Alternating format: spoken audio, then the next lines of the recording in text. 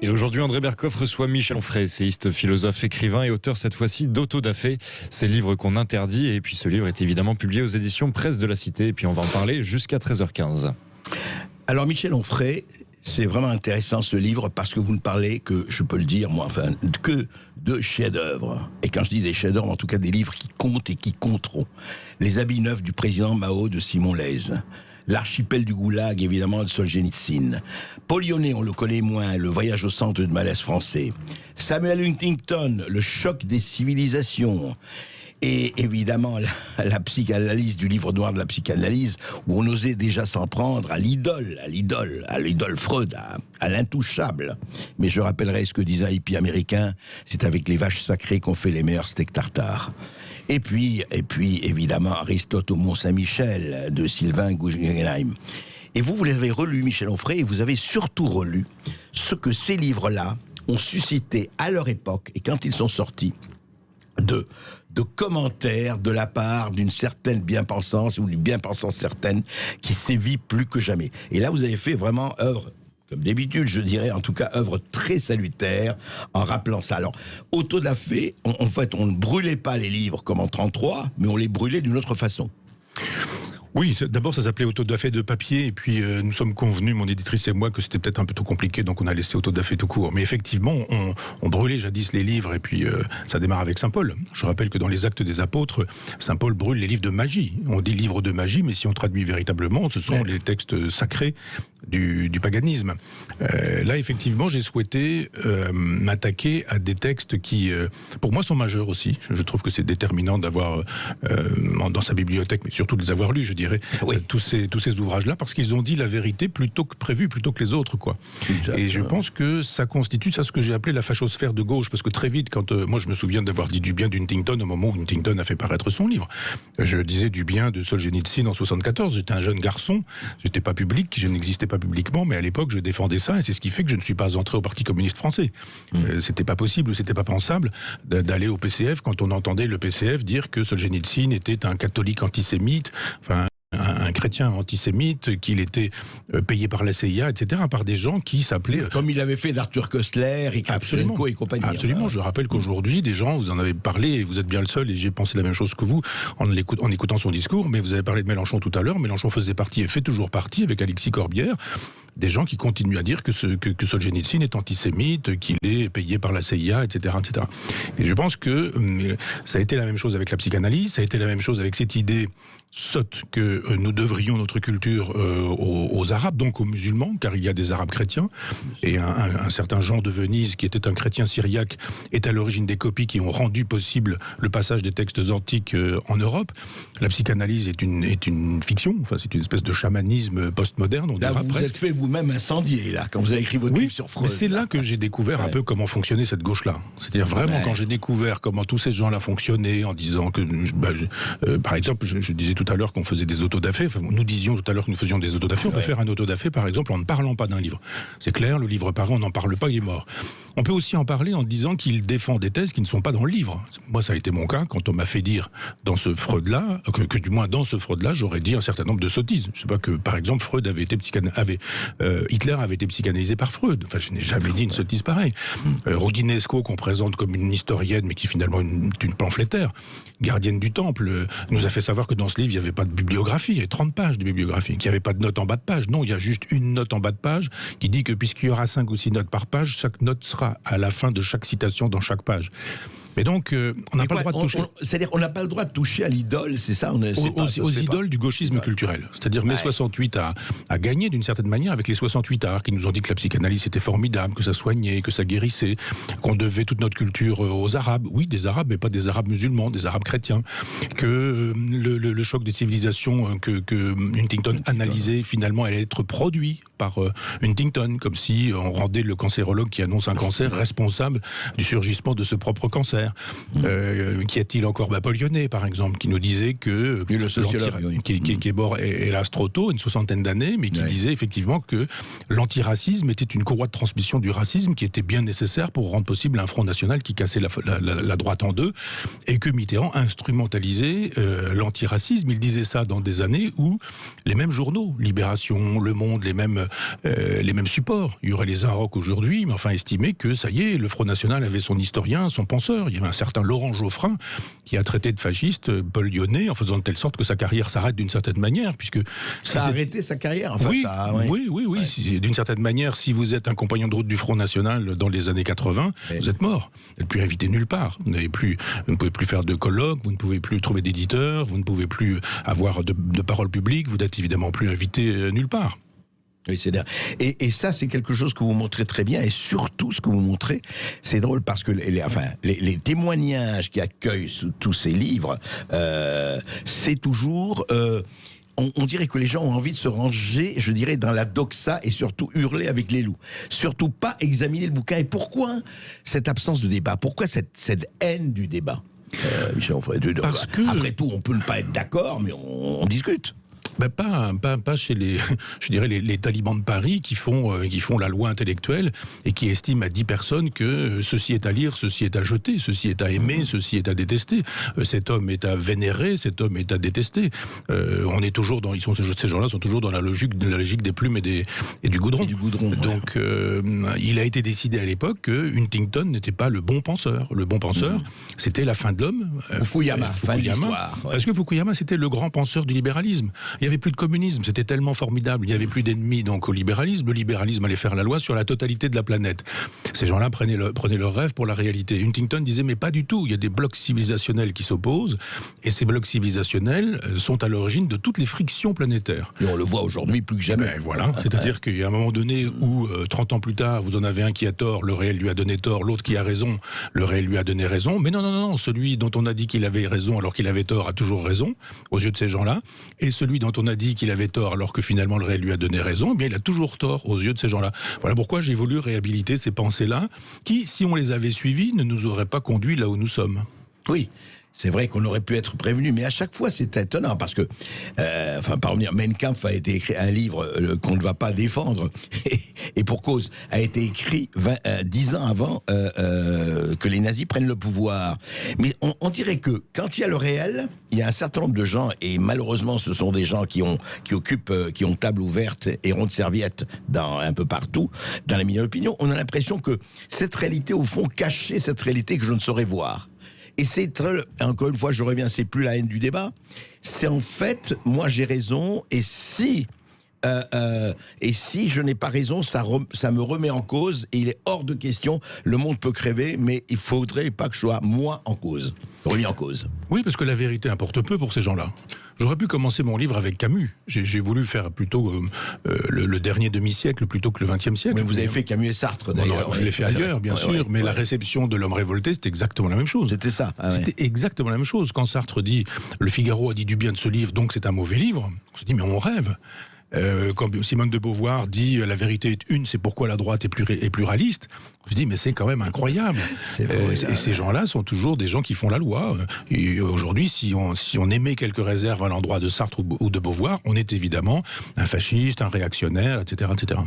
Et alors, moi j'ai eu, je vous raconte ça, ça aurait pu faire une note dans votre livre, pas un chapitre. J'étais jury dans un prix des Lumières, je me rappelle, et je ne vais pas citer, il y avait quand même un certain nombre de gens qu'on connaît qui étaient dans ce jury-là, et se présente le livre de Christophe Guilluy, vous savez, la France périphérique. Je me rappelle, c'était très... Alors, on dit, moi je lis ce bouquin, et puis d'autres, ils disent vraiment c'est très intéressant, parce qu'il y a un des premiers qui a commencé à parler de ça à un moment. Et je me rappelle que 2 membres du jury ont dit oui, mais c'est pas possible, on peut pas couronner ça.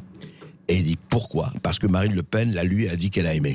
Bah oui. Je dis, et alors où est le problème? Si Marine Le Pen aime le fromage, je vais pas aimer. Enfin, non mais ce qui m'étonne, Michel Onfray pour avancer, mais ça fait des années, des décennies, etc. Comment ça se fait que ça continue encore aujourd'hui? C'est ça que moi qui m'étonne. Je pensais qu'on avait fait litière de tout ça. Enfin, à un moment donné, on pouvait espérer au moins. Parce que c'est un train qui est lancé depuis Philippe le Bel, donc c'est difficile de ralentir ou d'arrêter un train comme celui-là. La France est centralisée, jacobine, on a effectivement 10 personnes qui font la loi dans chaque matière, et ces 10 personnes habitent à Paris, en gastronomie, en peinture contemporaine, en musique contemporaine, en littérature, en journalisme, etc. Il faut être adoubé par ces personnes, qui font partie du même monde, qui sont évidemment copains des puissants, qui sont les amis des puissants, et qui tutoient les puissants, et qui sont la plupart du temps les propriétaires des journaux. La totalité des les journaux, sauf par exemple, sauf Front Populaire, appartient à des gens qui sont des milliardaires et qui défendent évidemment la même idéologie. Oui, sauf Charlie Hebdo et Le Canard, quand même. Oui, mais in fine, le Charlie Hebdo et le Canard, au bout du compte, ils vont finir par faire comme tout le monde. Au deuxième tour de présidentielle, ils vont appeler à voter Macron. Donc le pluralisme qui fait qu'au deuxième tour, tout le monde invite à voter pour le même personnage, c'est un peu douteux.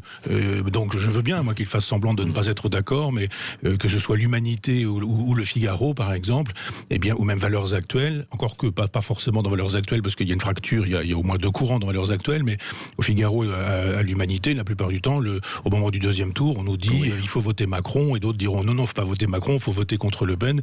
Globalement, il faudra quand même voter Macron. Donc une presse qui, au bout du compte, quand il s'agit de dire pour qui il faut voter au deuxième tour des présidentielles, nous dit qu'il faut voter pour le même candidat, peu importe les raisons, ça ne me donne pas l'impression d'être une presse véritablement libre. On peut se poser la question. En tout cas, on se retrouve après ceci. Et vous nous appelez au 0826 300 300 pour réagir à tous ces sujets. Vous pouvez réagir évidemment au livre de Michel Onfray, mais aussi à la situation en Afghanistan et au pass sanitaire. André se fera un plaisir de vous répondre. À tout de suite. Et nous sommes toujours avec Michel Onfray pour son livre Autodafé, l'art de détruire les livres. Et oui, on ne les brûle pas, encore que dans certains pays, on les brûle physiquement, comme on dit. C'est aux presses de la cité et c'est à lire parce que ça remet effectivement les pendules à l'heure par rapport à des réactions assez intéressantes, et je dis ça au sens zoologique du terme, quand tel ou tel bouquin paraît que justement il doit être exécuté, parce que, comme disait Guy Béard, le premier qui dit la vérité. Mais justement, alors, Michel Onfray, je voudrais aborder un sujet aussi, on va revenir au livre, mais aussi peut-être plus polémique ou pas, mais nous, on débat et on sait comment débattre avec vous. Vous avez pris position, et vous-même, vous avez eu le Covid, vous avez pris position pour la vaccination, pour le pass sanitaire, et ça a provoqué chez des gens... je ne juge pas s'ils ont raison ou tort, c'est pas le problème, mais des réactions assez fortes dans un climat, comme vous le savez, d'hystérisation absolue sur ces problèmes de santé, qui devraient quand même, là aussi, parce que c'est question de la vie des gens, être traités de façon peut-être un peu plus froide et rationnelle, en tout cas peut-être pas froide, mais au moins rationnelle. Et précisez votre position, parce que j'ai eu moi-même, si vous voulez, des réactions d'auditeurs, d'internautes, qui disaient, mais oui, on aime beaucoup Michel Onfray, mais on comprend pas sa prise de position, là on ne la comprend pas, etc. Alors, expliquez-nous un peu, ou précisez, ça ne veut pas se justifier, mais de préciser. Oui, alors bon... moi d'abord, je ne lis pas ce qui est raconté de moi, je me moque absolument de ce qu'on pense de moi, parce que si je devais penser de cette manière-là, alors c'est facile, je sais ce que j'écrirai comme genre de livre, et ils sont déjà écrits par d'autres. C'est la vérité qui m'intéresse, c'est la justice, c'est la justesse. Moi, je l'ai beaucoup dit, un fils de pauvre qui a été éduqué par l'école républicaine, l'école dans laquelle on m'a expliqué ce qu'était la génération spontanée, ce qu'était Pasteur, ce qui distinguait l'asepsie de l'antisepsie, ce qu'était un vaccin, comment ça fonctionnait. Je rappelle que les vaccins ont été inventés par les Chinois, que c'est passé ensuite par la Turquie, et que à l'époque, le roi de France se fait vacciner, lui et la totalité de sa famille. J'ai fait de la biologie de manière élémentaire, c'est-à-dire on m'a expliqué ce qu'était une cellule, un noyau, un cytoplasme, une membrane. Je sais ce que c'est que l'acide désoxyribonucléique, ou l'ADN, l'ARN, comment ça fonctionne. Je sais que quand on pénètre une cellule uniquement sans toucher à son noyau, mais en rentrant dans la membrane, on ne touche pas au patrimoine génétique. Enfin, je connais un certain nombre d'informations qui m'ont été données par des enseignants de l'école républicaine. J'ai fait aussi, en plus de ça, ce qu'on appelait à l'époque une valeur de biologie à l'université, parce qu'il fallait en faire, et parce que la biologie m'intéresse. Un temps, j'ai voulu être biologiste quand j'avais 12-13 ans, parce que j'avais lu Jean Rostand, je ne voyais pas que ce qui m'intéressait chez lui, c'était le philosophe.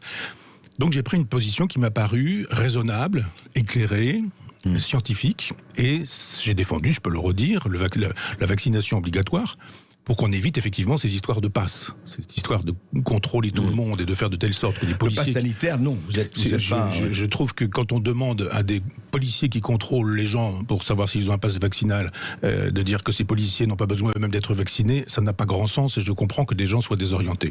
Moi, je ne jette pas la pierre. Le métro, etc. Il y a quand même les deux poids et deux mesures. Moi, je ne jette pas la pierre aux gens qui me traitent de nazis, de fascistes. J'ai un peu l'habitude de vendus, de personnages qui doivent toucher de l'argent des trusts pharmaceutiques, de personnages ralliés à Macron. On n'est pas allé jusqu'à dire ça. Si, non, mais ça, je vous le rappelle. Parce que moi, on m'en a donné l'information de gens qui m'ont dit on va se désabonner à Front Populaire. C'est pas grave.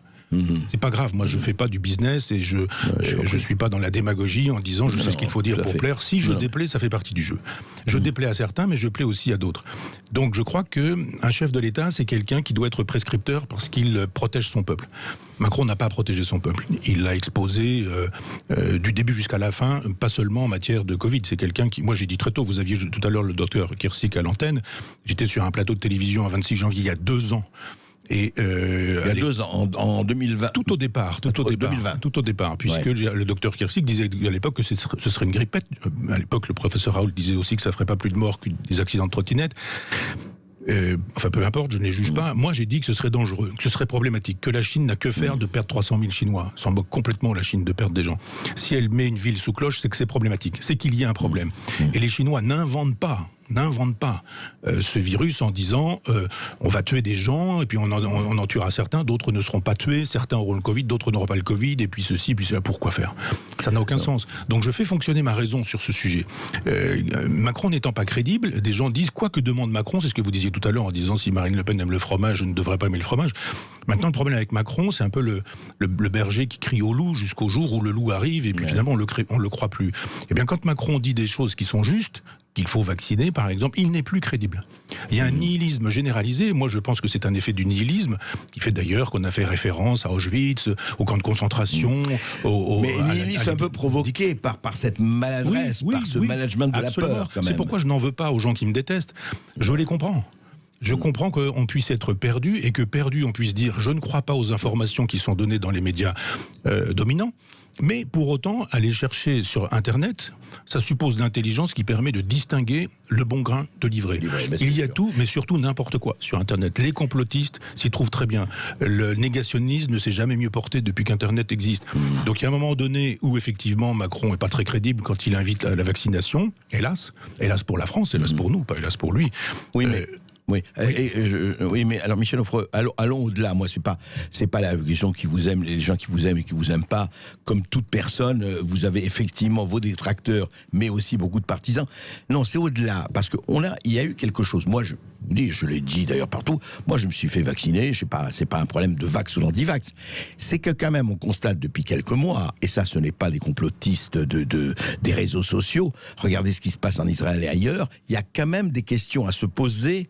Sur ces vaccins. Bon, et ça, c'est pas le rationnel que vous êtes à qui je vais. Bon, est-ce que ça ne pose pas des questions? Est-ce que ça ne vous pose pas des questions quand on dit quand même qu'il y a, aujourd'hui, malgré les doses, regardez en Israël, vraiment, c'est des Israéliens, des professeurs israéliens qui le disent, parce qu'on vous dit, les hôpitaux, il n'y a que des non-vaccinés. C'est faux. Il y a des vaccinés, de doses, etc. Donc, il y a question, il faut avoir question à tout. Mais ce sont des questions qui ont leur réponse.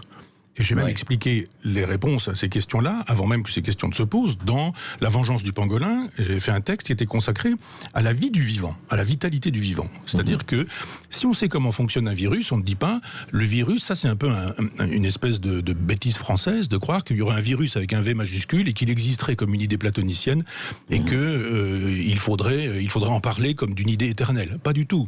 Un virus, ça naît, ça croît, ça décroît, ça bouge, c'est comme les variants. Voilà, c'est vivant. Comme la grippe. Voilà. C'est vivant, c'est-à-dire que ce qu'on dit d'un enfant de 8 ans, on peut ne plus le dire quand il a 18, on peut quand il a 28 ne plus dire la même chose, à 38 on peut très exactement dire le contraire, et à 48 aussi. On peut imaginer que les salauds qui sont salauds à 50 ans ne l'étaient peut-être pas forcément quand ils avaient 8 ans. Donc l'évolution du vivant, c'est ça. Tout ce qui vit évolue comme ça. Les planètes fonctionnent comme ça. Les systèmes, les astres, etc. Mais le plus petit, et le virus également, il peut être dormant. C'est-à-dire qu'il peut rester dans le permafrost une fois congelé, comme ça des millions d'années, puis il repart, etc. Donc il est mobile. Ça veut dire qu'à un moment donné, on fabrique un vaccin qui va fonctionner pour ce qu'il est quand il est là. C'est une espèce de serrure qui se modifie. Vous créez une clé, puis à un moment donné, cette clé-là, elle marche plus. Simplement parce qu'il faut ajuster, refaire une autre clé parce que ça bouge. C'est du vivant. C'est pas une idée, c'est pas un concept. Donc effectivement, Moi, je me fais depuis des années vacciner contre la grippe. Et il m'arrive d'avoir la grippe. Simplement, je ne dis pas les vaccins ne marchent pas. Les vaccins sont là pour nous donner des anticorps qui vont faire de telle sorte que cette grippe, plutôt que de me terrasser pendant 15 jours, elle va me mettre mal pas forcément au fond de mon lit d'ailleurs, mais pas bien pendant 2 jours. Et puis c'est réglé. Oui, mais regardez la différence. Alors justement, là on revient. C'est que le vaccin de la grippe n'a jamais été obligatoire. Moi, par exemple, je me suis jamais fait vacciner contre la grippe et je n'ai pas eu de problème. Mais c'est pourquoi il y a eu autant de grippe et c'est pourquoi il y a eu autant de morts de la grippe aussi. C'est-à-dire qu'on ne le dit pas beaucoup, mais il y a un moment donné. Mais oui, mais les chiffres ont été donnés à une époque et ils sont assez catastrophiques. Oui, c'était presque plus que le. C'était plus que le. Mais justement parce que on ne s'intéresse pas à ces choses-là. Ça, c'est d'une certaine manière le droit de. Je vais pas dire le droit de tuer. Je vais pas être polémique, mais je veux dire le droit de jouer avec le feu et de temps en temps d'incendier, d'embraser des gens, des personnes âgées qui disparaissent, etc. Je suis quand même très étonné que tous ces gens aient aussi peu de soucis des gens dont on ne parle pas. Moi, je trouve que, par exemple, les enfants dont on dit la mère peut avorter presque à 9 mois, mais on n'en a rien à faire des enfants, ils ne sont pas productifs. Donc ce sont des choses, on chosifie. C'est la même chose avec les vieux. Moi, je dis les vieux avec respect. J'aime les vieux, j'aime le mot vieux. Enfin, dire les anciens, les personnes âgées. Les seniors. Les vieux ne sont plus rentables. Donc, on a entendu... Même, je pense à André Comte-Sponville, ou des gens qui nous ont dit, mais ils ont fait leur temps, ils peuvent bien disparaître. Mais qu'est-ce que c'est que cette façon de faire ? On n'est plus capable de faire communauté, on n'est plus capable de faire république. C'est ça qui m'inquiète. Dans tous ces gens qui disent, mais moi. Mais eux, c'est-à-dire quoi ? Moi, je ne suis pas une personne à risque. Moi, je ne suis pas... Et alors ? Le problème, c'est que quand on dit je ne suis pas personne à risque, donc je n'ai aucun problème au fait d'exposer autrui qui est le plus fragile, je trouve ça un peu léger et sûrement pas républicain. Eh bien, on en reparle tout de suite après les informations. Et dans tous vos états, heureux de vous retrouver, auditeurs de Sud Radio. Comme vous le savez, en seconde partie, nous parlons avec vous et je suis heureux d'avoir Michel Onfray aussi qui va effectivement répondre à vos questions. Et puis, nous allons parler aussi après d'autres sujets, etc. Donc, vous avez la parole et vous l'aurez toujours avec nous. Et évidemment, tout de suite, on a déjà des appels au 0826 300 300 et on a un appel qui nous vient de Niort. Bonjour Claudine. Oui, bonjour. Bonjour Monsieur Berkoff, bonjour Monsieur Onfray. Bonjour Madame.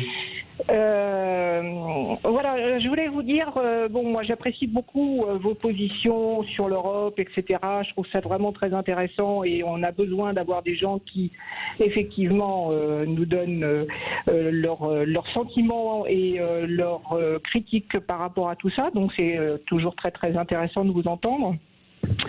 Je mettrais juste un petit bémol sur certaines choses que vous avez dites récemment par rapport au pass sanitaire, au vaccin, par exemple. Voilà, moi je suis dans un cas bien particulier, mais il y a bien plein d'autres gens qui sont dans mon cas. Nous avons une prédisposition très importante aux maladies auto-immunes dans la famille. Il est donc extrêmement dangereux pour mes enfants et moi-même que nous nous fassions vacciner, d'autant que moi j'ai déjà une polyarthrite rhumatoïde. Et le docteur Péramore disait dernièrement sur CNews que nous n'avions aucune iniquité sur ce vaccin au niveau du long terme et du moyen terme. Ce qui pose problème parce que, si vous voulez, nous, c'est une raison qui me paraît tout à fait valable. Mon médecin traitant ne peut en aucun cas me faire un certificat médical parce que cette référence n'est absolument pas donnée au niveau du corps médical pour pouvoir faire un certificat de non-vaccination, ce qui pose un grave problème.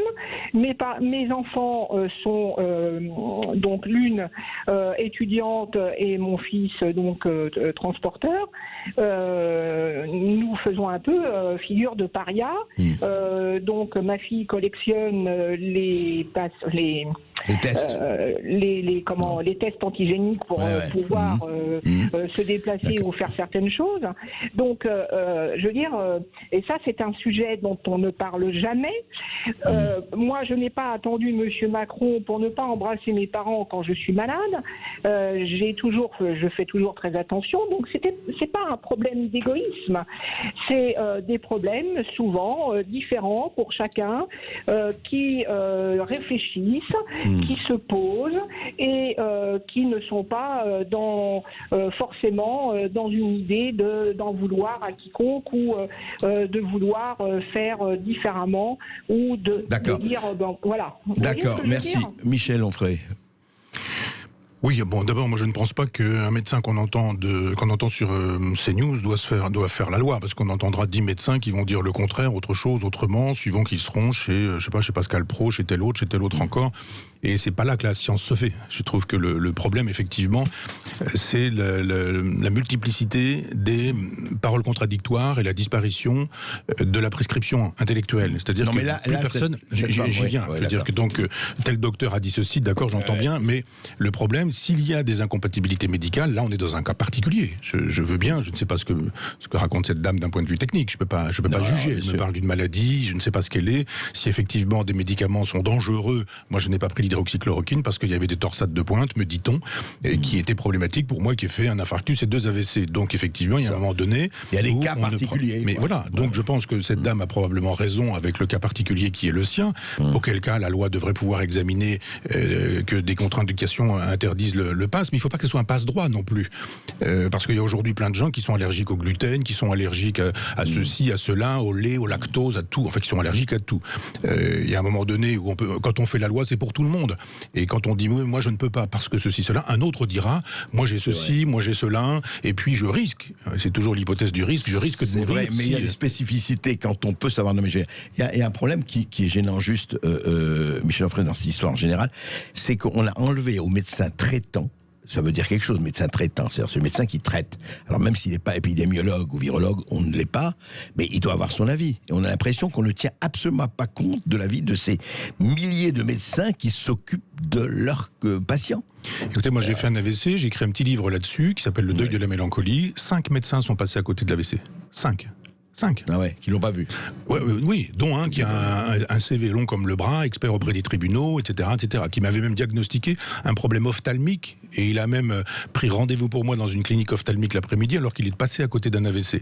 Quand je lui ai fait savoir par la suite que c'était tout de même un AVC, après qu'il m'eût dit que ça n'était pas un AVC, il m'a dit ne vous inquiétez pas, c'est pas un AVC, c'est un problème ophtalmologique. Et je lui ai dit mais alors pourquoi vous m'avez envoyé plus tard? Je lui ai dit mais pourquoi vous m'avez envoyé dans une clinique ophtalmo? Pour ne pas vous faire peur, m'a-t-il répondu. Ce monsieur médecin expert auprès des tribunaux de Paris, il aurait pu sur CNews nous expliquer plein de choses, nous expliquer que le vaccin tue, par exemple. Donc pour moi, quand un médecin, fût-il de famille, dit quelque chose, je ne suis pas sûr qu'il dise forcément la vérité. Je suis peut-être plus sceptique que les sceptiques, parce que je sais que Canguilhem avait raison, grand philosophe des sciences, qui nous disait de la médecine qu'elle était un art au carrefour de plusieurs sciences. Un art. Et il n'y a pas que des artistes dans la profession. C'est clair, et ça on le sait. Autre auditeur. Oui, parce qu'il n'y a pas que des artistes, mais il y a beaucoup d'auditeurs. Et nous avons Franck qui nous appelle de Paris. Bonjour Franck. Oui, bonjour Franck. Oui, bonjour André, bonjour Monsieur Onfray. Bonjour. Alors, je suis un petit peu embarrassé parce que je suis en général à 98% d'accord et aligné sur toutes vos positions, surtout les plus récentes. Mais là, je me suis surpris à être en total désaccord avec vous. Et d'ailleurs, j'avoue pas comprendre comment vous êtes passé de l'autre côté. Deux choses. Ouais.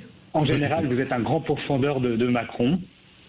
Et sur ce coup-là, finalement, d'une certaine manière, vous l'adoubez dans sa méthode. Méthode qu'on peut quand même assimiler à une forme d'escroquerie. Parce que parce que s'il avait été honnête, il aurait décrété la vaccination obligatoire. Or, il est passé par un chemin de traverse parce qu'il savait qu'il ne pouvait pas le faire. Donc, il agit comme un escroc. Un escroc, qu'est-ce que ça fait? Ça ne peut pas passer par la voie légale, donc ça prend un autre chemin pour arriver au même résultat. Donc, d'une certaine manière, quand il impose le pass sanitaire, c'est une forme de tromperie, de dire voilà ce que je vais faire.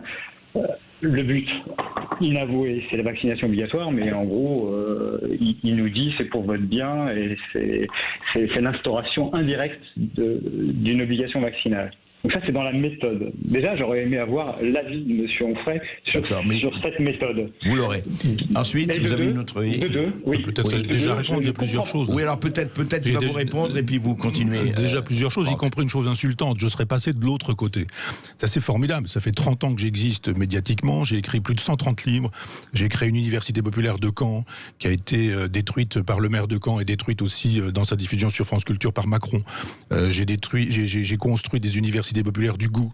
J'ai fait des expositions et de l'éducation populaire à Argentan en écrivant des livres chaque année pour faire venir des peintres dans une sous-préfecture. J'ai refusé un tas de postes. J'ai refusé d'être professeur à l'université quand j'ai soutenu ma thèse. J'ai refusé encore à la rentrée dernière. Attention, il vous a dit de l'autre côté, c'est la déception, la mesure de l'admiration, il est 98%. Non, mais j'entends bien, mais je réponds pas seulement à notre ami qui nous pose cette question, mais à tous ceux qui le disent. Ouais. De l'autre côté, ça veut dire quoi?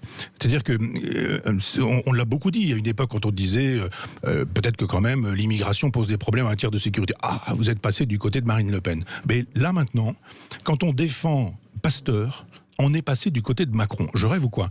J'ai écrit à peu près 500 pages contre Macron. Qui a écrit autant de pages que moi contre Macron depuis 5 ans?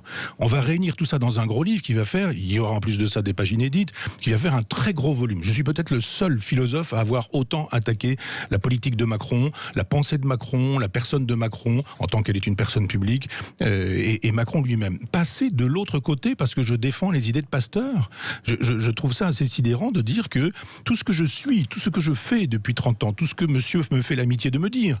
Il me dit 98% d'accord, 2% pas d'accord. Mais moi je lui dirais, mais il ne vous vient pas l'idée que peut-être sur ces 2%, c'est vous qui pourriez avoir tort?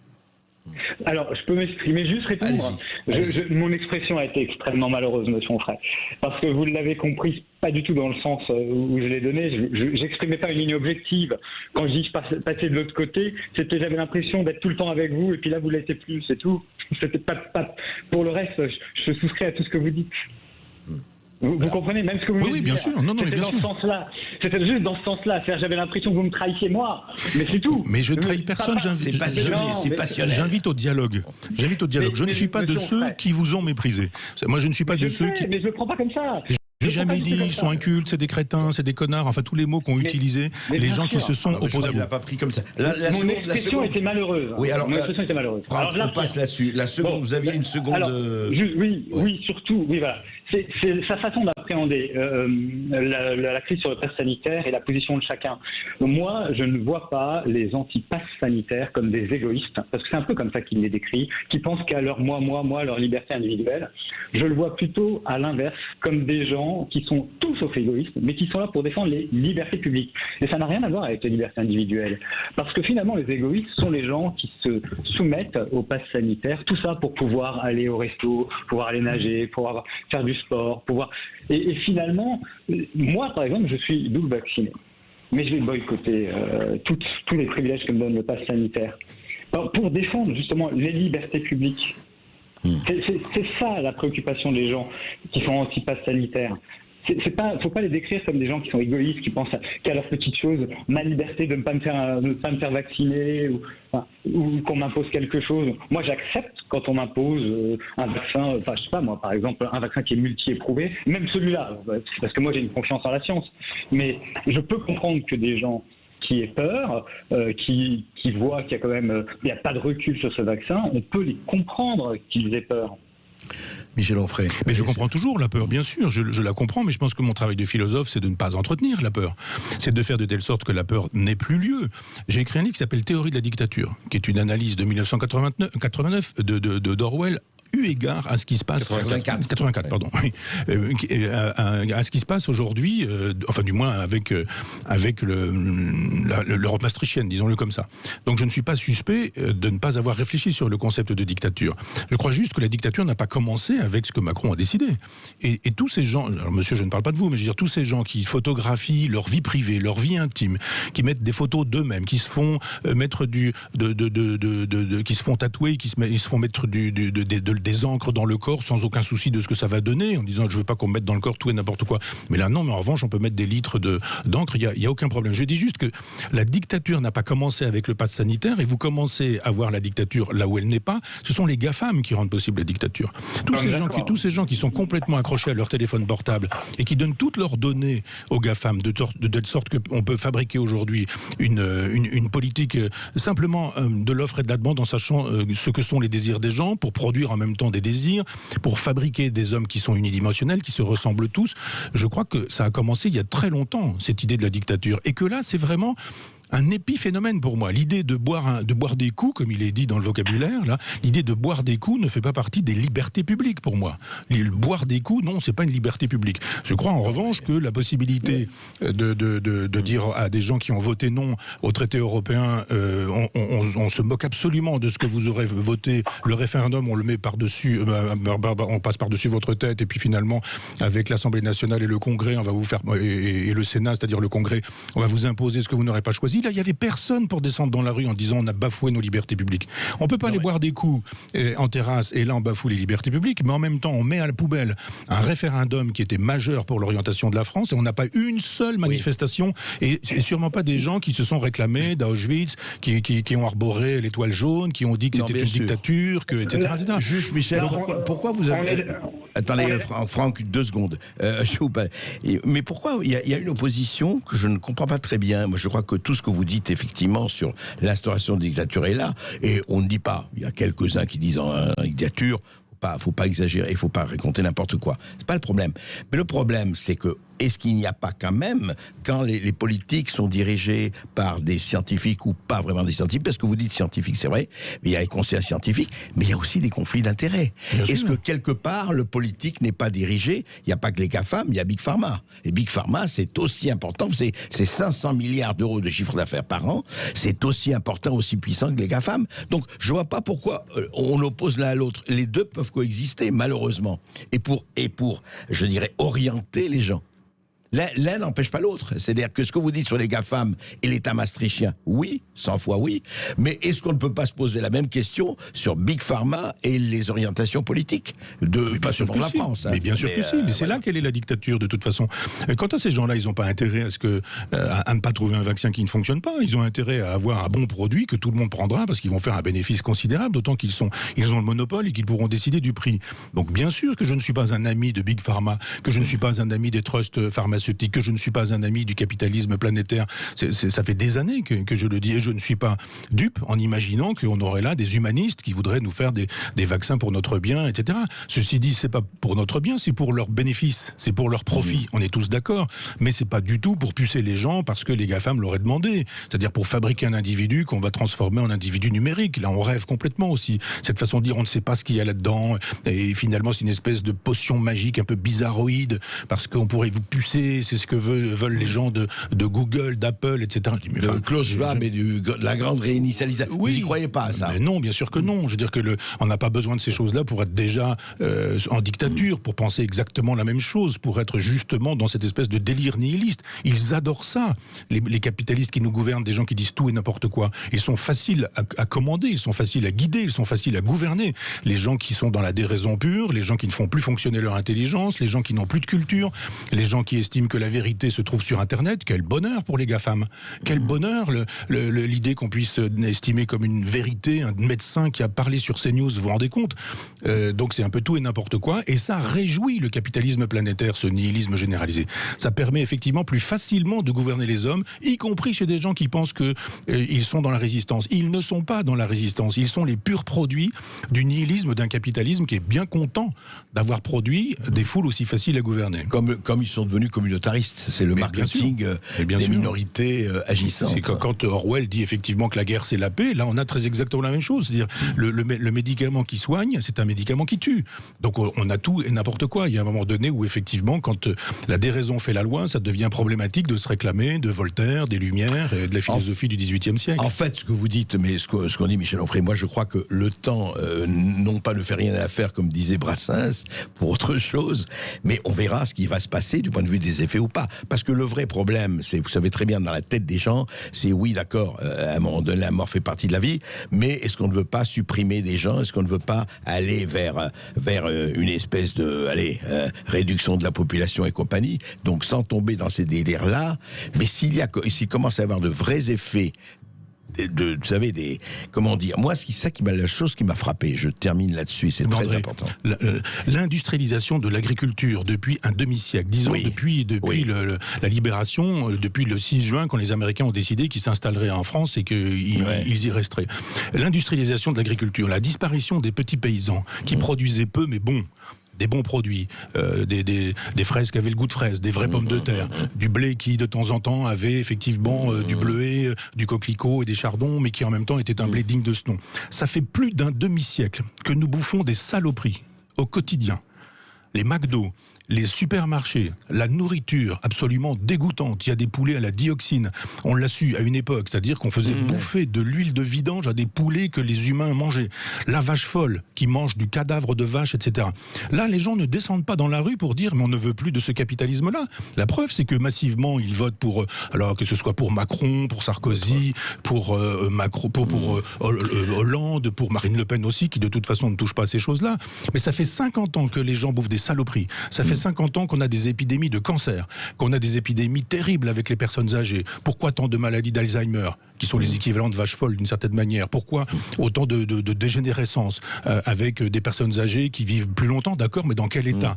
Et là, il n'y a personne pour dire, on n'a pas de recul pour ce qu'on met dans le corps, mais depuis 50 ans, les gens bouffent des saloperies qui produisent des maladies incroyables et continuent à voter pour les gens qui les nourrissent toujours avec ces saloperies et voient sur le vaccin des menaces hypothétiques dans les temps à venir, mais ne voient pas les menaces, même plus les menaces réelles, mais les effets de ce que nous mettons dans nos corps depuis 50 ans, parce que l'industrialisation a fait la loi partout. Mais c'est vrai, moi je veux pas faire du jugement de Salomon, mais je réconcilie, moi je dis qu'il faut voir tout ce que vous dites, mais il faut voir aussi les scandales du Mediator, du Distilben, de tout ce qu'il y a eu quand même qu'on nous a injecté du point de vue, voilà. Mais d'où la vigilance, d'où la nécessité de la vigilance. C'est pas un zéro médicament ou tous les médicaments. Absolument. C'est faire travailler son esprit critique en disant vous avez fait ingérer des saloperies.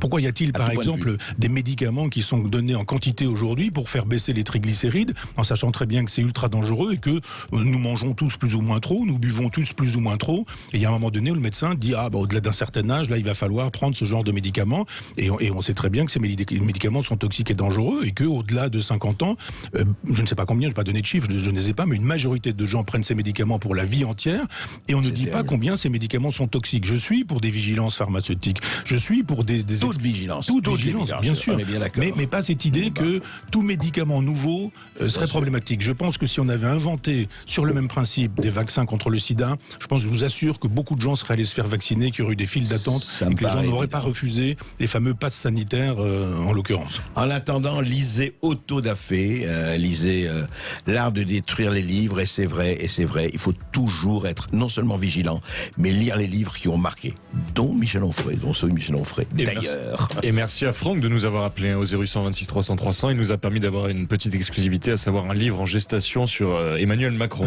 Et puis vous continuez à nous appeler jusqu'à 14h au 0826 300 300. On pourra évidemment revenir en partie sur le pass sanitaire. À tout de suite. Et c'est le retour des grands amours d'André Berkoff. C'est nos auditeurs qui nous appellent au 0826 300 300. Et tout de suite, nous partons dans l'Essonne avec Jean-Claude. Alors Michel Onfray a dû nous laisser, mais André vous répondra. Bonjour Jean-Claude. Oui, bonjour Jean-Claude. Bonjour, Monsieur Berkoff, bonjour. Bonjour. C'est la première fois, que j'interviens sur Sud Radio.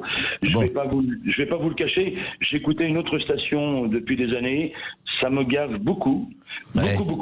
Et moi, ce que je trouve sympa chez vous, c'est que vous donnez la parole aux invités et aux auditeurs. Et il n'y a pas de brouhaha. Et ça, c'est très bien. Première chose. Merci. Et on va continuer. Je vais être un fidèle de Sud Radio, ça c'est clair.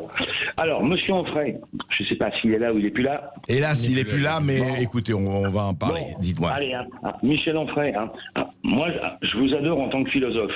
Ouais. En tant que philosophe, je vous adore. J'ai pas toujours été d'accord sur certaines interventions, mais ce que je voulais poser comme question à Michel Onfray, parce qu'on parle des vaccinés et non vaccinés, et ça commence à me gaver, je vous l'assure, franchement. Ouais. J'ai 67 ans, je ne suis pas vacciné. Sans doute que je vais y aller, mais par obligation. Ouais. Pas par... Bon, ce que je veux dire à Monsieur Onfray, je voudrais lui poser la question en tant que philosophe, mais il est plus que philosophe, il est souverainiste aussi. Si oui, absolument. Bon, alors, Michel Onfray, comment interprétez-vous aujourd'hui cette espèce de haine et cette moi je dis une bagarre entre les vaccinés et les non vaccinés. Moi je trouve que la liberté, elle appartient à chacun, Monsieur Onfray. Vous êtes philosophe, vous avez certainement lu, bien sûr mieux que moi, un philosophe qui a dit « Je ne suis pas d'accord avec vos idées, mais je me battrai jusqu'au bout pour que vous puissiez les exprimer ». C'est un certain Voltaire. Par exemple, pour ne pas le citer. Ouais. Alors, moi je demande de la tolérance. Et Monsieur Onfray, je vous aime bien, mais Monsieur Onfray, est-ce que vous pensez vraiment aujourd'hui, et on va vers des élections, malheureusement ou heureusement, moi j'ai l'impression qu'aujourd'hui on est en train de monter les gens les uns contre les autres. Moi je ne suis pas vacciné, je vais peut-être y aller, bien sûr, par obligation. Mais quand j'entends des mots, quand j'entends comment on se fait traiter, vous savez, j'ai des enfants et des petits-enfants. Ouais. Et quand on se fait traiter par des anciens hommes politiques, que j'ai entendu certaines paroles, je lis aussi la presse, on se fait traiter de traite, de lâche. Monsieur Onfray, moi j'ai envie d'entendre un petit peu ce que vous en pensez. Alors, parce que là on est en train de diviser, divise les gens, même si on est 10%, et encore une fois je le dis, je ne suis pas anti-vax, je ne vais pas dans les manifestations. Oui, on vous a bien entendu. Alors malheureusement, Michel Onfray a été obligé de partir parce qu'il avait notre rendez-vous pour son livre. Mais moi, je voudrais essayer de vous répondre, pas à sa place, bien sûr, mais je crois que ce que vous dites, il y a des choses très fortes et très vraies, qui est quoi ? En fait, effectivement, et ça c'est politique, parce que là c'est pas du tout sanitaire, c'est politique, il y a une intention de diviser, il y a une intention de diviser la population, de cliver les populations, et c'est pas nouveau, on l'a fait déjà sur des tas de problèmes, que ce soit l'immigration, l'insécurité, etc., etc. Bon, et puis les gens sont clivés, il y a des opinions différentes, etc. Cette histoire de vaccin, qu'est-ce qui se passe dans cette histoire de vaccin ? Je voudrais quand même rappeler, on en a beaucoup parlé sur Sud Radio, à nos auditeurs, on en a parlé depuis des mois, ça fait 18 mois cette histoire. Mais je voudrais juste vous dire, Jean-Claude, en fait, pour moi, ce qui est le paysage de cela, en fait, il s'est passé ceci, et je le dis à tous les auditeurs de Sud Radio, c'est très important qu'on remette en perspective ce qui s'est passé. Ce qui s'est passé, c'est qu'au départ, il y a ce qu'on appelle les modélisateurs. Ça fait partie des médecins. Les modélisateurs, c'est ceux qui font des modèles, vous savez, sur tableau Excel et compagnie. Il y a eu 5000 malades, et bien la semaine prochaine, il y en aura 10 000 ou 500 000, etc. Il y a eu dans le monde entier une espèce de panique sur la pandémie Covid-19. Je rappelle qu'elle ne fait que 0,05% de morts. C'est peut-être déjà en trop, mais ça n'a rien à voir avec une pandémie où il y a eu 50 millions ou à 100 millions de morts. Je rappelle que sur 7 milliards d'habitants et 7 milliards 500 000, il y a eu jusqu'à présent 4 millions et demi de morts. C'est beaucoup. Enfin, il faut remettre les choses en proportion sur 7 milliards d'habitants de la planète. Bien. Deuxièmement, qu'est-ce qui s'est passé ? Donc, les gouvernements ont pris peur, ont pris panique, principe de précaution, tout ça. Qu'est-ce qu'on peut faire ? Parce qu'on leur avait annoncé un certain nombre de sachants, d'experts scientifiques, entre guillemets, il y a beaucoup de choses à dire sur le scientifique. Donc, leur ont dit, écoutez, ça va être terrible et tout.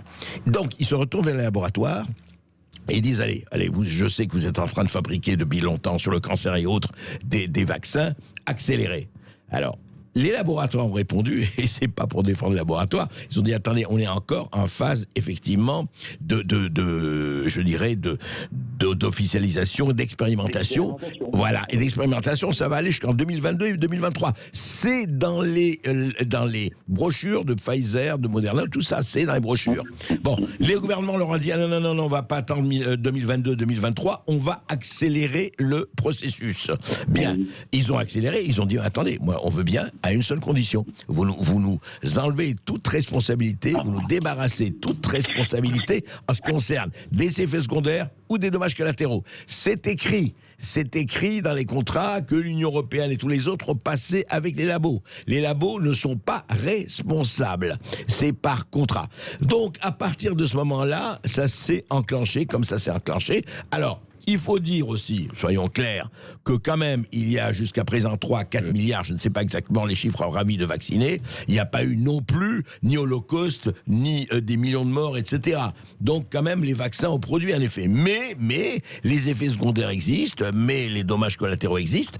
Donc on peut effectivement non seulement se poser des questions et de voir comment cela a été fait. Voilà le problème. Et le problème, si vous voulez, moi je ne suis pas du tout anti-vax, du tout, je l'ai dit, je me suis fait vacciner. Maintenant, effectivement, ne pas se poser des questions n'a pas de sens. Personne n'a réponse à tout, on doit avoir question à tout. Voilà, on se retrouve après ceci. Vous êtes très nombreux à nous appeler au 0826 300 300, surtout après l'intervention de Michel Onfray, que vous pourrez retrouver d'ailleurs sur YouTube à la fin de cette émission. Et évidemment, beaucoup d'appels, donc malheureusement Michel Onfray a dû nous laisser, mais André Berkoff va vous répondre. Le débat continue et tout de suite nous sommes avec Julien qui nous appelle du Val-de-Marne. Bonjour Julien. Oui, bonjour Julien. Bonjour André, bonjour Augustin. Écoutez, oui, je voulais réagir effectivement à votre débat intéressant. Je pense que Monsieur Onfray, en fait, j'ai l'impression qu'il ne veut pas voir certaines parties du problème. C'est-à-dire qu'on ne nie pas qu'effectivement il y a de l'agriculture, il y a des médicaments qui tuent, le lévothyrox, on pourrait faire une liste longue comme le bras. Mais pour autant, il faut quand même regarder les choses en face. Vous avez l'Angleterre qui a tout rouvert depuis le mois de juillet. On rouvre tout en mode normal, on rend toutes les libertés. Le Danemark qui va faire la même chose à partir du 10 septembre. La Suède qui n'a jamais confiné. Le Japon qui a 13 fois moins de morts alors que je rappelle qu'ils sont plus de 120 millions. Bon, et on a une situation qui est quand même ubuesque, c'est-à-dire que on a mis un banquier à la tête du pays. C'est un petit peu, si vous voulez, comme si on mettait un ivrogne pour surveiller sa cave à vin. Donc, il y a un moment donné... Vous allez fort, là, vous allez fort. J'y vais un peu fort, mais écoutez, André, je pense qu'à un moment donné, il faut dire les choses. Ouais. C'est la vérité. Aujourd'hui, vous avez on a un pays, la France, qui est, je pense, champion de l'État-providence, qui devient un État gendarme, une sorte de tyrannie, de centrisme autoritaire, appelez-le comme vous voulez, et qui se dirige vers un capitalisme de surveillance. Et c'est là que c'est quand même le plus dangereux. Parce que derrière, moi, j'ai quand même plusieurs questions à poser. Et ça, j'aimerais bien avoir des réponses, et c'est jamais posé sur les plateaux. Pourquoi M. Macron veut-il refourguer à tout prix de l'ARN messager, exclusivement? Parce qu'en fait, vous avez vu, quand vous êtes vacciné de Johnson ou AstraZeneca, on vous a dit non, ça suffira pas, la seule dose. Hop, il faudra vous vacciner avec de l'ARN messager. Moi, j'ai l'impression d'avoir, comme je vous le disais, d'avoir un président, c'est un VRP de Pfizer. Je rappelle que Pfizer, quand même, il faut quand même le redire, on l'entend pas suffisamment souvent. C'est une société qui a été multicondamnée pour plus de 6 milliards d'euros, pour faux, usage de faux, publicité mensongère, corruption, trafic d'influence, et Pfizer a financé le Parti Socialiste en 2016. C'était M. Cahuzac qui l'affirmait.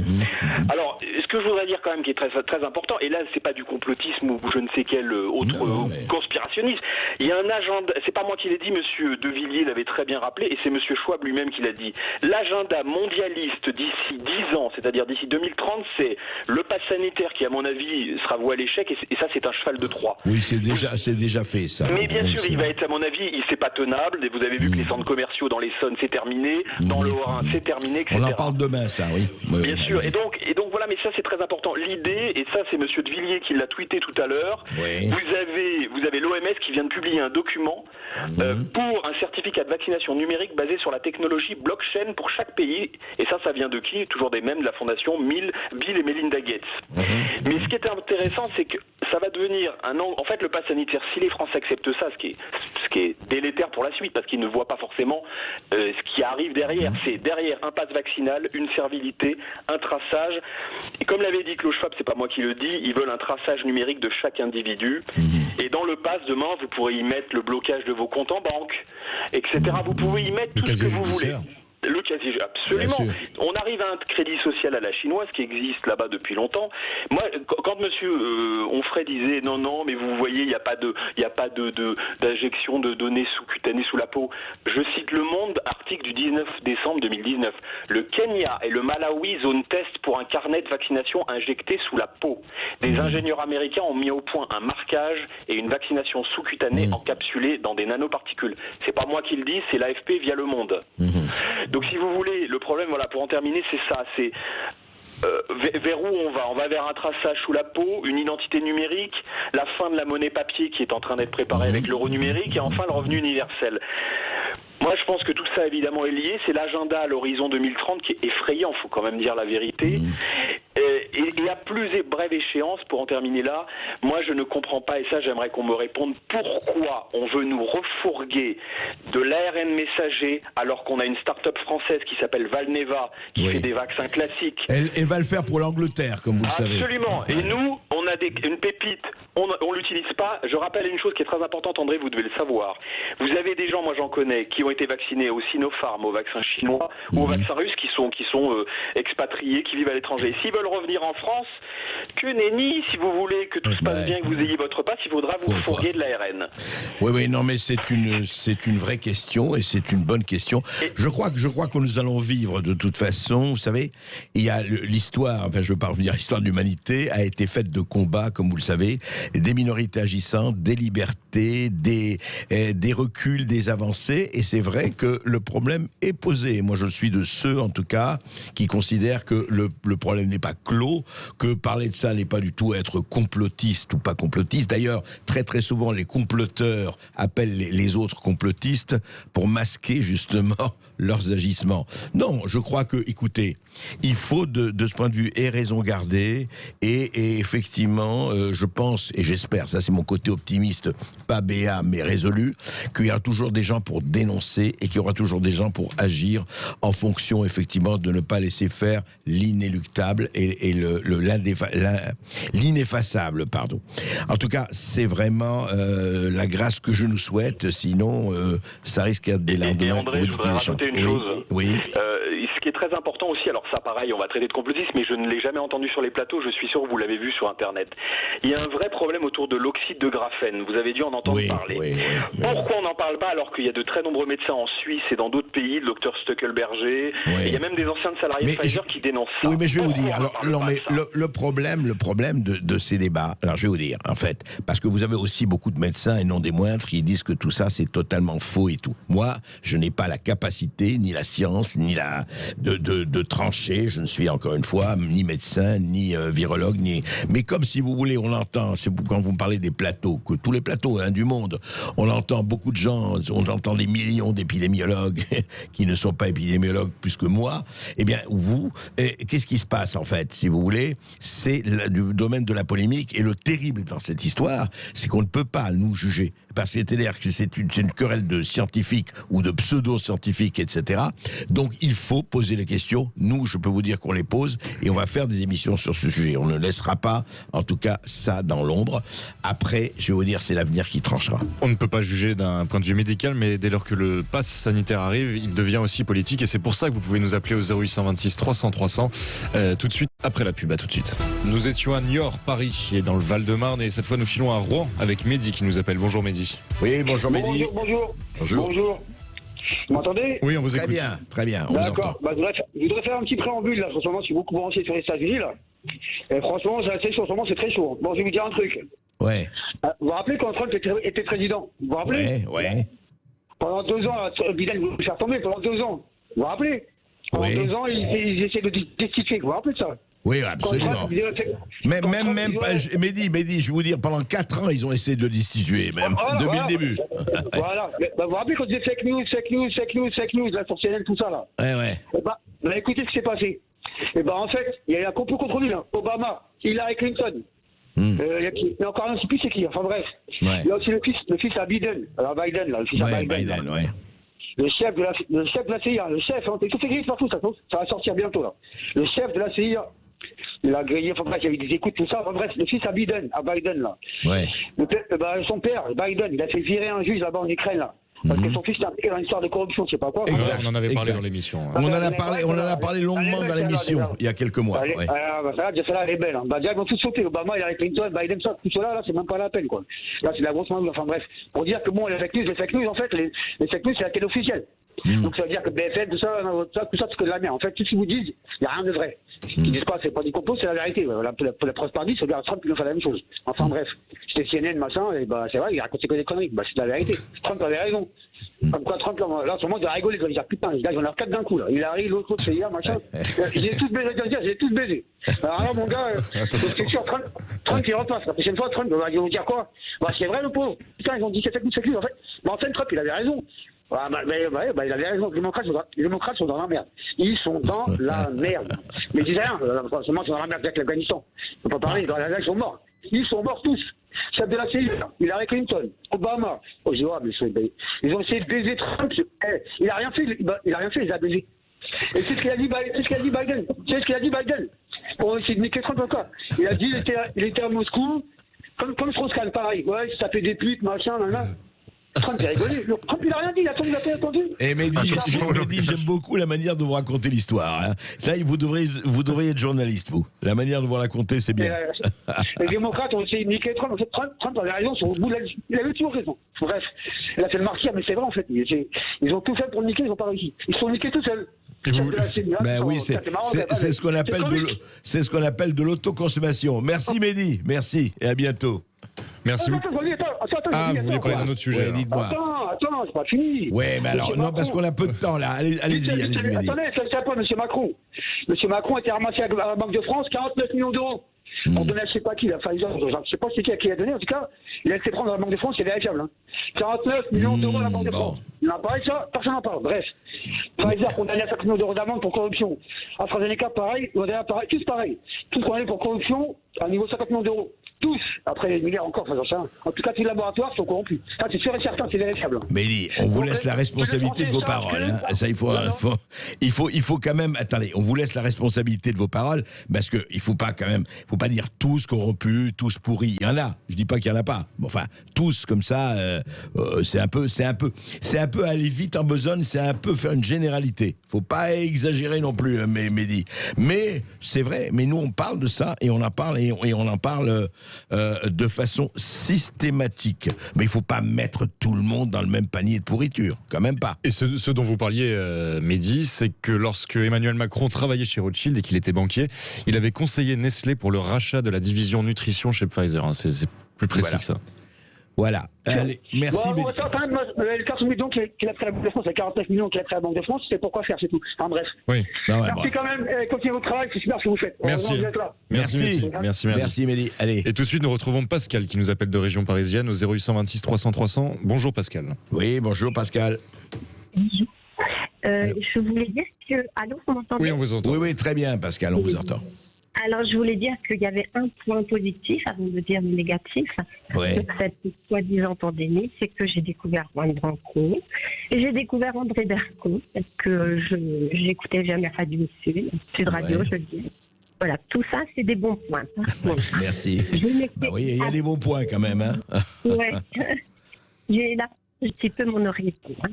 Par contre, je voulais dire que je ne fais absolument pas confiance à ce gouvernement qui change la Constitution quand ça lui plaît. Et là, je trouve que M. Michel Onfray est d'un angélisme total. Il dit, ah oui, bien sûr, il y a le médiateur, mais il n'y a pas eu que le médiateur, hein, il y a plein d'autres scandales. Oui, bien sûr. Et on continue à faire confiance. Ben non, on a un cerveau. Et en plus, il parle des gens qui sont, qui sont accros à leur téléphone et tout. Voilà, je vais payer un énorme dépassement parce que je voulais absolument prendre la parole. Parce que justement, je n'ai qu'un téléphone à 2 euros. À 2 euros parce que je ne veux pas justement. Et je ne l'utilise pas, il est pratiquement toujours fermé. Je l'ai ouvert pour vous. Et du coup, je voulais dire aussi que je ne fais pas confiance non plus à une société qui veut nous injecter des choses qui ne sont pas forcément des vaccins et qui par contre, moi je n'ai plus de médecin traitant depuis 3 ans parce qu'il n'y a plus de médecin traitant. Nous sommes dans des déserts. J'appelle. Vous dire chez vous, dans votre région, vous n'avez plus de médecin traitant? Alors il y a des médecins traitants, mais quand on appelle ou qu'on passe par Doctolib, ne prend plus de nouveaux patients. Alors je ne sais même pas si c'est patient ou client. Parce que quand on téléphone et qu'on a une secrétaire, souvent on nous dit non, le docteur ne prend plus de nouveaux clients. Dans quelle région juste vous êtes? Je parle de région. Dans quelle région vous êtes? La région de Mantes-la-Jolie. Mantes-la-Jolie, d'accord. Voilà. Et donc vous appelez Doctolib et on vous dit non, le médecin ne prend plus de. J'appelle pas Doctolib, c'est juste par internet. Oui, et internet, il y a plein de jeunes médecins qui il y a pas, même les plus anciens, il n'y a pas de place. Et moi j'ai eu en fait on m'a découvert une pathologie d'asthme il y a 9 mois et j'ai dû contacter 25. Sur Doctolib, c'était impossible. Et c'est un médecin qui n'a pas pu, qui m'a pris, qui m'a soigné, qui m'a, Mais par contre, qui m'a dit, je ne peux pas vous prendre, je pars à la retraite. Et tous les médecins qui acceptent de me... Vous voulez dire que Fred, dans la région Mantes-la-Jolie, c'est déjà un désert médical, quoi, quelque part. C'est classé comme désert médical. Mais la population tellement dense qu'il n'y a pas assez de médecins. Et c'est pareil en Normandie, c'est pareil à plein d'endroits. Et puis, toujours pour Monsieur Onfray, qui est très angélique, hein, et ben c'est quelqu'un que j'ai beaucoup admiré, et en même temps j'avais découvert André Comte-Sponville. Et André Comte-Sponville, dans un des livres que j'avais lu de lui, ben, il disait qu'en fait c'est un livre d'entretien, et il disait qu'en fait chacun devait être son propre philosophe. C'est une bonne chose, ça c'est une chose. Voilà, et ben j'ai jamais oublié. Et il était venu d'ailleurs. Mais je vais vous dire, je crois que non seulement chacun doit être son propre philosophe, mais surtout, chacun doit se poser des questions, Pascal. C'est-à-dire que si vous ne prenez pas, et vous le faites, je sais, faites l'effort de la pensée critique, pensez l'effort de se poser des questions. Et évidemment, pour ça, il faut des armes et il faut le faire, mais c'est fondamental. Chacun d'entre nous doit se poser des questions, et chacun d'entre nous doit, je veux dire, exercer son esprit critique. Et pour ça, vous savez, il y a une chose, lire, et se documenter tant qu'on faire se peut. On n'a pas le temps, chacun a son travail, ses occupations, gagner sa vie, etc. Mais c'est tellement important. Sinon, vous savez, c'est le sommeil de la raison qui engendre les monstres, comme on disait. Merci Pascal de nous avoir appelé. Et un autre Pascal Neveu sera l'invité de Brigitte Lahaie pour parler des amours d'été. Et oui, le coup de foudre et la rencontre passagère. À demain.